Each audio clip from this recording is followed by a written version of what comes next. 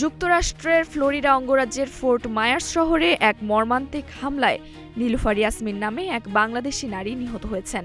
গত বৃহস্পতিবার স্থানীয় সময় সকালে doctor Martin Luther King junior বুলেভার্ডে অবস্থিত একটি গ্যাস স্টেশনে এই হত্যাকাণ্ডের ঘটনা ঘটে।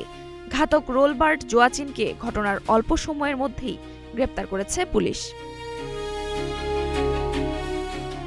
সিসিটিভি ফুটেজ ও প্রত্যক্ষদর্শীদের বর্ণনা অনুযায়ী ঘটনার সূত্রপাত হয় গত মঙ্গলবার। অভিযুক্ত রোলবার্ট জোয়াচিন গ্যাস স্টেশনের দোকানে থাকা এটিএম বুথ থেকে টাকা তুলতে ব্যর্থ হয়ে ক্যাশিয়ার নীলুফার ইয়াসমিনের কাছে টাকা দাবি করেন।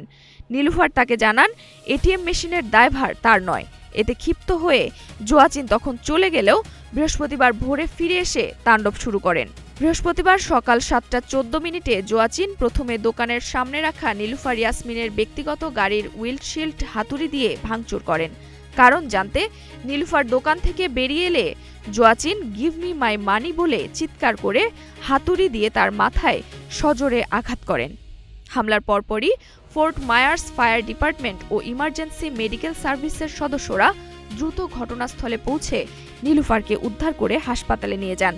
সকাল 7:27 চিকিৎসকরা তাকে মৃত ঘোষণা করেন। ফোর্ট মায়ার্স পুলিশ বিভাগ জানিয়েছে, অভিযুক্ত রোলবার্ট জোয়াচিনকে ম্যাঙ্গো এবং র্যালি স্ট্রিট এলাকা থেকে আটক করা হয়েছে। গ্রেপ্তারের সময় সম্ভাব্য ঝুঁকি এড়াতে স্থানীয় 3টি school, success academy, young parent education program এবং জেমস স্টিফেন্স এলিমেন্টারিতে সাময়িক লকডাউন জারি করা হয়েছিল। বর্তমানে জোয়াচিন লি কাউন্টি জেলে বন্দী রয়েছেন। তার বিরুদ্ধে হত্যা ও সম্পত্তি ধ্বংসের অভিযোগ আনা হয়েছে। শুক্রবার তাকে আদালতে হাজির করা হলে বিচারক তাকে জামিনবিহীন আটক রাখার নির্দেশ দেন।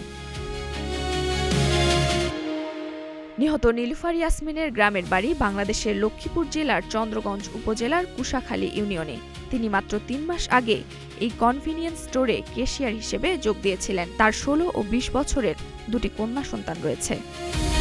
নুসরাত জাহান জেরিন, নাগরিক প্রতিদিন।